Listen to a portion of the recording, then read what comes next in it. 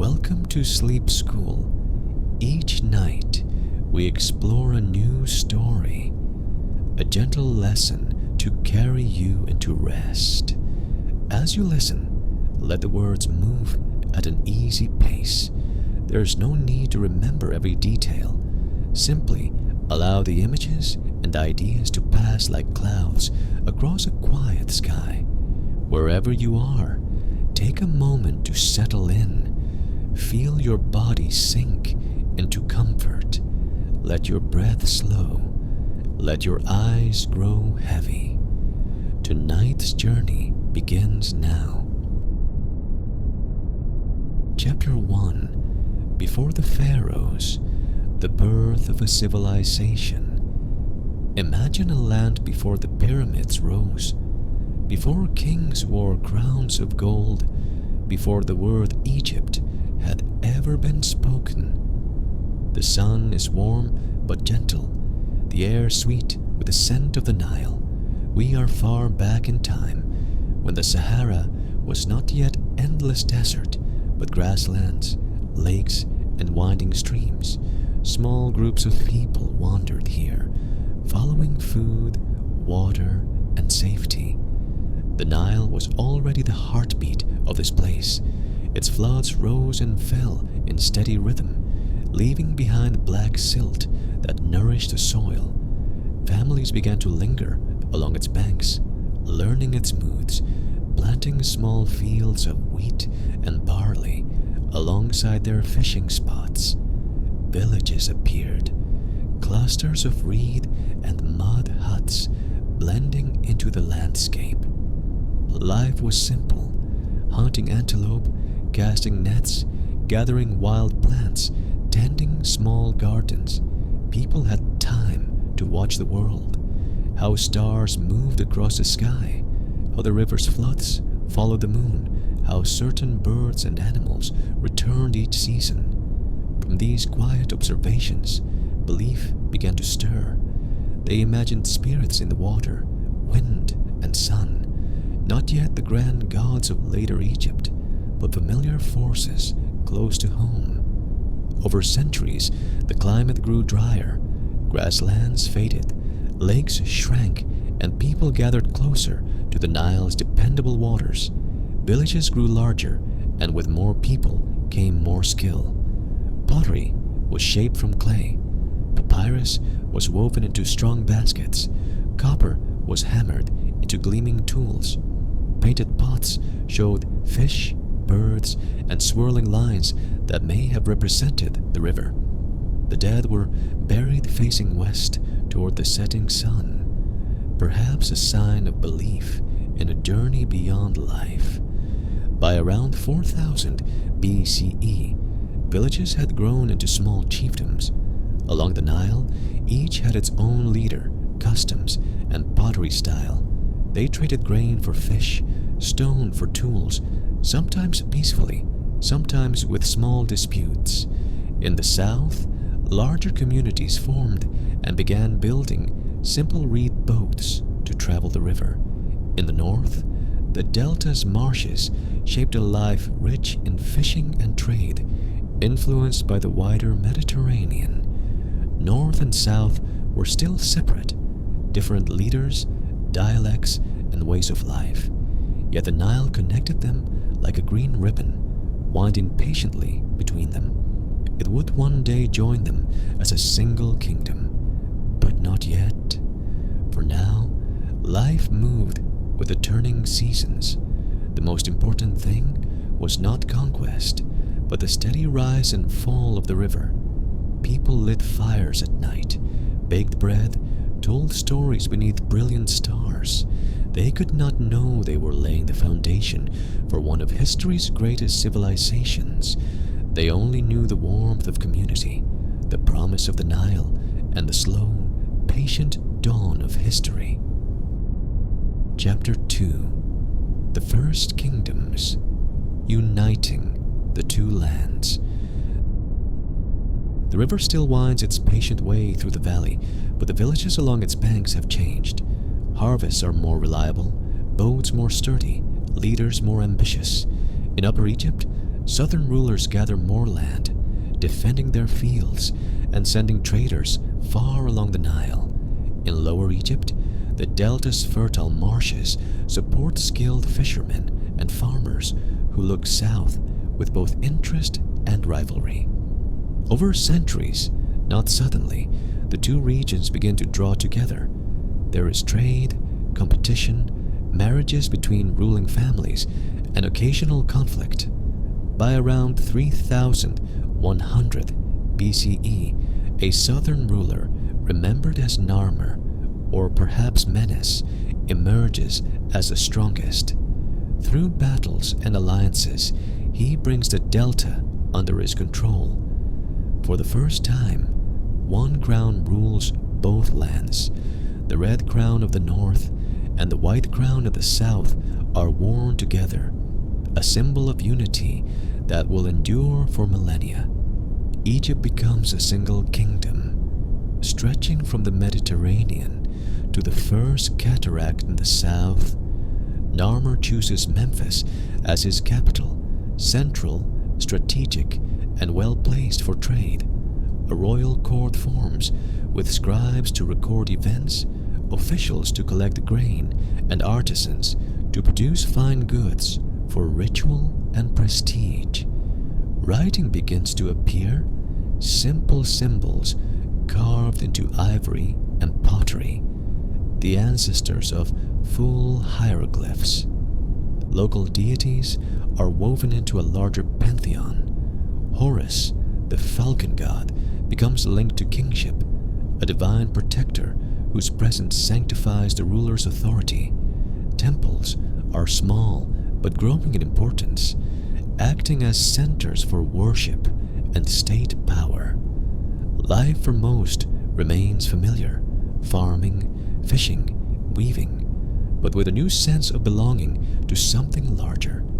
Canals and irrigation serve the whole kingdom. Grain moves between regions, and the Nile becomes the great road of Egypt. Officials oversee provinces, collect taxes in kind, and keep meticulous records. Royal tombs evolve from simple graves to mastabas, rectangular mud brick structures with chambers for offerings. Art begins to follow a recognizable style, formal and ordered, echoing the unity of the land. Egypt is now one nation, and the idea of the pharaoh, part human, part divine, is born. This is the seed from which Egypt's long story will grow. The night settles over a united land, the river glistens under the moon, and the first dynasty dreams of the ages to come. Chapter 3. The Age of the Pyramids. The first kings of a united Egypt have passed into history. It is around 2700 BCE, and a new line of rulers begins what we now call the Old Kingdom, a time of stability, prosperity, and unmatched architectural ambition. At Memphis, officials manage the affairs of a wealthy state. Pharaohs are seen as living gods, responsible for maintaining cosmic order, Mat, and ensuring harmony between the people, the land, and the gods. To honor this role, they seek eternal monuments. Earlier kings rested in mastabas, but now stone replaces mud brick. The great innovator is Imhotep, serving King Djoser. He conceives the step pyramid at Saqqara, layered stone mastabas rising toward the sky. It is the first monumental stone structure in Egypt, a complex of courtyards, chapels, and storerooms enclosed by towering walls.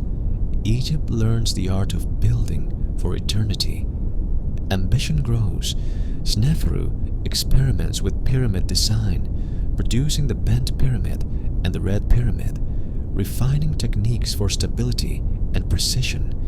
His successor, Khufu, raises the Great Pyramid at Giza, a geometric masterpiece aligned to the cardinal points, its massive stones fitted with astonishing accuracy.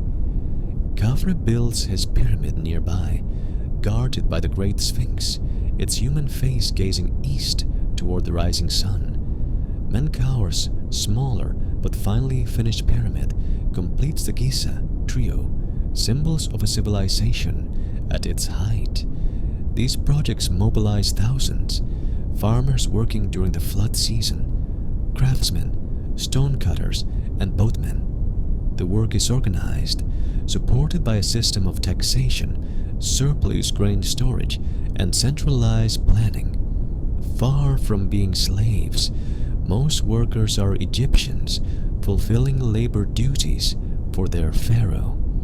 Trade expands, copper and turquoise from Sinai, gold from Nubia, cedar from Lebanon, and lapis lazuli from distant Afghanistan. Arts flourish, statues with serene expressions, painted tomb walls showing farming, fishing, and feasting.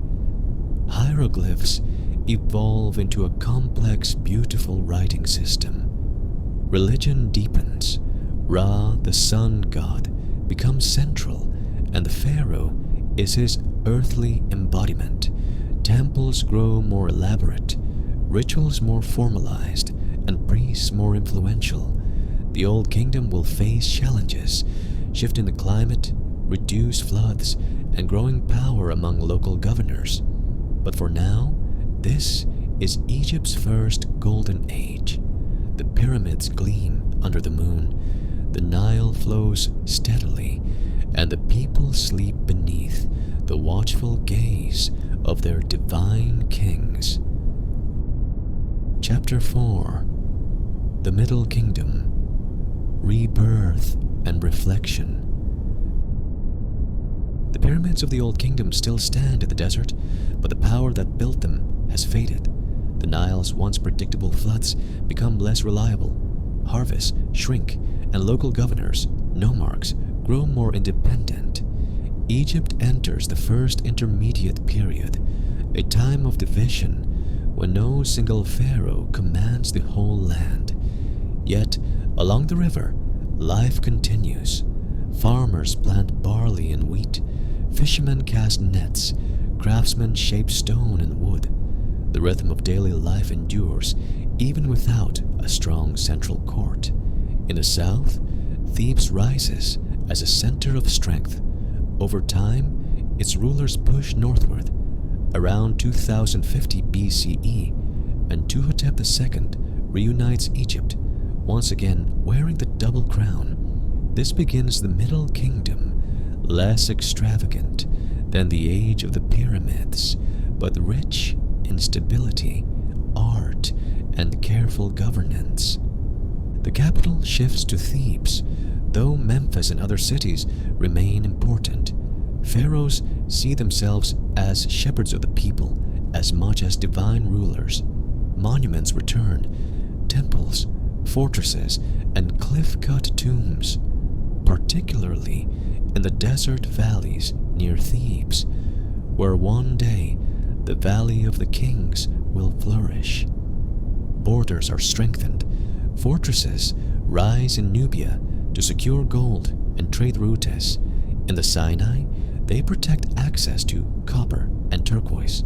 Trade extends to the mysterious land of Punt, bringing incense, ebony, and exotic animals. Caravans arrive from the Levant with cedar wood and lapis lazuli. The Middle Kingdom is also a time of reflection. Literature thrives. Wisdom texts, tales, and poetry are copied and shared. The instruction of Amenemhat offers political counsel from a deceased king to a son. The tale of Sinuhe tells of exile and return, a story that will be retold for centuries. Art takes on more realism. Pharaohs are shown with lined faces and thoughtful expressions, acknowledging the burdens of rule. Irrigation and agriculture improve through careful management of canals and storage.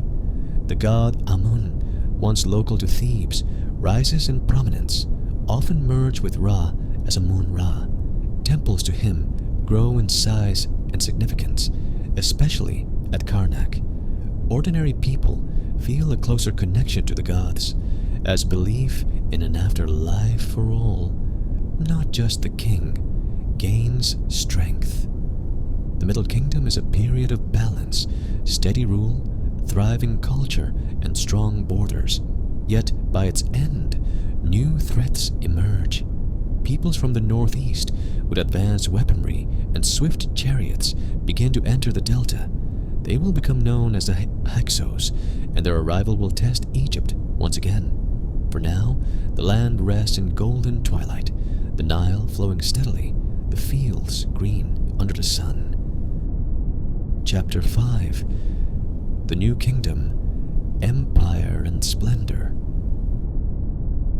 Middle Kingdom gives way to uncertainty as the Hyksos take control of the delta. They bring horses, chariots, and new weapons. In Thebes, native kings bide their time learning these technologies. Around 1550 BCE, Amozwod drives out the Hyksos, reuniting Egypt and igniting a new era, the New Kingdom. This is Egypt's most powerful age. Thebes remains the capital, and the temple of Amun at Karnak grows into a monumental complex, each pharaoh adding columns, statues, and inscriptions. Egypt looks outward. Campaigns extend into Nubia, Syria, and Palestine. Tribute flows in: gold, silver, exotic animals, and rare woods. Trade flourishes across the Mediterranean and deep into Africa. Among these rulers is Hatshepsut, one of the few women to reign as pharaoh in her own right. Her reign focuses on trade and building rather than war. Her mortuary temple at Deir el-Bahari, with its terraces set against desert cliffs, remains one of Egypt's architectural jewels. She famously sends an expedition to Punt, bringing back incense trees, ivory, and exotic goods. Thutmose III follows, a warrior pharaoh whose campaigns push Egypt's influence to its greatest extent. Later, Amenhotep III presides over a time of extraordinary wealth and artistry, commissioning vast statues and palaces. Then comes Amenhotep IV, later known as Akhenaten, who disrupts centuries of tradition. He promotes the Aten, the sun disk, as the sole god, moving the capital to Akhetaten and introducing a new, softer art style. His religious revolution is short-lived. After his death, the old gods return. Tutankhamun restores tradition, though his brief reign might have been forgotten if not for the discovery of his tomb in modern times, filled with treasures. Seti I and his son Ramesses II continue Egypt's grandeur. Ramesses the Great rules for over 6 decades, building extensively, including the rock-cut temples at Abu Simbel. He fights the Hittites at Kadesh, ending in one of history's earliest recorded peace treaties. Temples at Luxor and Karnak grow ever larger. The Valley of the Kings fills with richly decorated tombs. Religion is vibrant. Amun-Ra remains supreme, but gods like Osiris, Hathor, and Thoth are deeply revered. Festivals fill the streets with music, incense, and processions. The common people benefit from stability and prosperity, finding work on building projects and in thriving markets. Literacy expands among the scribal class, yet toward the end of the New Kingdom, the strain of empire, foreign invasions, and growing power of the priesthood begin to weaken the pharaoh's hold. Still, in the warm light of evening, the temples glow, the river flows, and Egypt seems eternal. Chapter 6: Twilight and Transformation. The New Kingdom fades, and Egypt draws back from distant conquests. The wealth of empire slows, and political power begins to split. In the north, pharaohs still rule from Tanis. In the south, The high priest of Amun in Thebes hold equal authority. Egypt is one land in spirit, but divided in practice. Foreign powers rise. Nubian kings from Kush sweep north in the 25th dynasty, restoring old temples and traditions, but face the growing might of Assyria. The Assyrians, and later the Persians, claim Egypt as part of their empires, allowing its temples to function, but placing ultimate authority in foreign hands. Life along the Nile remains steady. Fields are sown and reaped. Offerings are made to ancient gods. Boats travel the same waters their ancestors knew. In 332 BCE, Alexander the Great arrives. Welcomed as a liberator from Persian rule, he is crowned as pharaoh and honors Egypt's traditions. After his death, his general Ptolemy takes the throne, founding the Ptolemaic dynasty. Alexandria becomes a center of learning and trade, home to the great library and the towering lighthouse at Pharaohs. Greek and Egyptian cultures blend. Temples combine architectural styles, and gods merge into new forms like Serapis. Cleopatra VII, the last of the Ptolemies, strives to preserve Egypt's independence through alliances with Julius Caesar and Mark Antony, but Rome's power proves overwhelming. In 30 BCE, Egypt becomes a province of the Roman Empire. Even under Rome, the old ways linger. Temples continue to receive offerings, priests chant ancient prayers, and the Nile still gives life to the land. Over centuries, new religions arrive, Christianity, then Islam, layering new traditions over the old. The monuments endure, though weathered. The language of the pharaohs falls silent, preserved only in stone until rediscovered by scholars. The pyramids, temples, and tombs remain as echoes of greatness. Egypt's story is one of resilience. Through unity and division, conquest and renewal, the river flows on, linking past to present.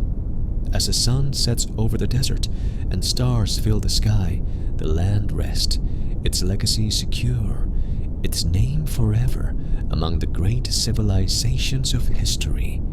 Good night. May your dreams be as timeless as the Nile.